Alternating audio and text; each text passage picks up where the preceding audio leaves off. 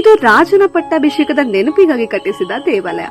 ನಮಸ್ಕಾರ ಸ್ನೇಹಿತರೆ, ರೀಸೆಂಟ್ ಆಗಿ ನಾನು ಹಾಸನಾಂಬ ದೇವಿ ಜಾತ್ರೆ ನೋಡಲು ಹಾಸನಕ್ಕೆ ಹೋಗಿದ್ದಾಗ ದೇವಿಯ ದರ್ಶನ ಮುಗಿಸಿಕೊಂಡು ಹಾಸನ ಸಿಟಿಗೆ ಹತ್ರ ಇರೋ ಕೋರ್ಮಂಗಲ ಗ್ರಾಮದಲ್ಲಿರೋ ಬುಚ್ಚೇಶ್ವರ ಟೆಂಪಲ್ಗೆ ವಿಸಿಟ್ ಮಾಡಿದೆ.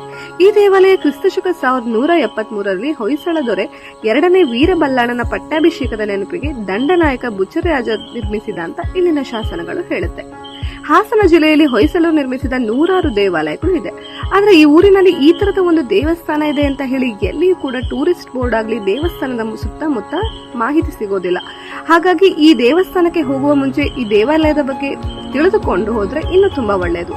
ಈ ಊರಿನಲ್ಲಿ ಹೊಯ್ಸಳರ ಕಾಲದ ಇನ್ನೂ 2 ದೇವಾಲಯಗಳು ಇದೆ. ಬುಚ್ಚೇಶ್ವರ ದೇವಾಲಯದ ಪಕ್ಕದಲ್ಲಿಯೇ ಗೋವಿಂದೇಶ್ವರ, ನಾಗೇಶ್ವರ ದೇವಾಲಯಗಳು ಇದೆ. ಈ ದೇವಾಲಯಗಳ ಈಗಿನ ಪರಿಸ್ಥಿತಿ ನೋಡಿ ನನಗೆ ತುಂಬಾನೇ ಬೇಸರವಾಯಿತು. ಈ ದೇವಾಲಯಗಳನ್ನ ಮರು ನಿರ್ಮಾಣವಾಗಲಿ ಸಂರಕ್ಷಣೆ ಮಾಡುವಲ್ಲಿ ಪ್ರವಾಸೋದ್ಯಮ ಇಲಾಖೆ ಹೆಚ್ಚಿನ ಗಮನ